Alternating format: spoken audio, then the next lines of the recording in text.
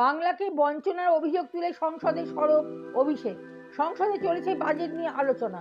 শুক্রবার সেই আলোচনায় অংশ নিয়ে সোজা ব্যাটে খেললেন তৃণমূল সাংসদ অভিষেক।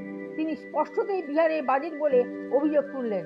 বললেন, বাংলাকে বাজেটে বঞ্চিত রাখা নিয়েও ক্ষোভ প্রকাশ করেন তৃণমূল সাংসদ।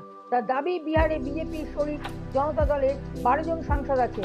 বাংলাতেও বিজেপি 12 জন সাংসদ রয়েছে, তবে পার্থক্য একটাই, বিহার ক্ষমতায় বিজেপি, বাংলায় নয়। তাই বাজেট ভরে গেল বিহার, বাংলায় পড়ল বাঁধ।